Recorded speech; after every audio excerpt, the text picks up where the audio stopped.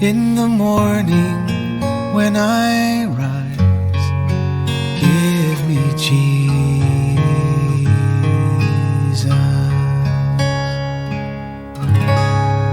Hello again from North Carolina. So we saw a miracle. The granddaughter is here and we are delighted. She's perfect. I don't know if you've ever studied how babies are born and how they start with 2 cells and just grow into this amazing miracle of God. Many study it from a scientific standpoint, but boy, you study it with the heart and you see the goodness of God, the richness of God, the majesty of God, the miracles that He performs every day. So we're blown away and full of joy. Today, I want to read to you out of Mark 14 as Jesus is preparing to go to the cross.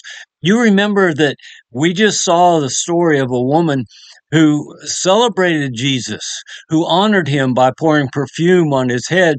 And Jesus said, this was preparation for my burial.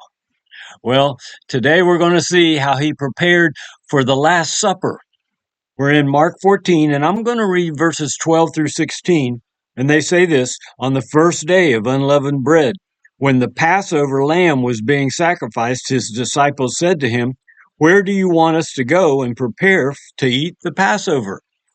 Now, they didn't understand this was going to be what we call the Last Supper. This was going to be a Passover before Jesus is crucified to pay for your sins and mine.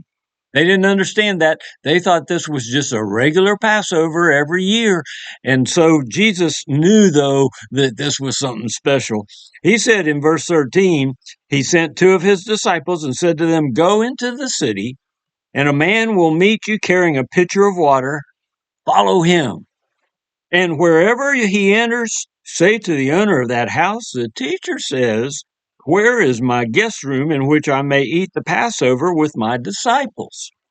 And he himself will show you a large upper room, furnished and ready. And so prepare for us there. Well, the disciples went out and came to the city, and they found it just as he had told them. And they prepared the Passover. What I want you to see today, in addition to Jesus knew what was going on, and he knew where the Passover was to be held, and he knew how the disciples could get there. And things unfolded, now are you listening, just as he said they would. Well, in a few days, we're going to talk about how Jesus rose from the dead just like he said he would. Jesus said, I am the way, the truth, and the life.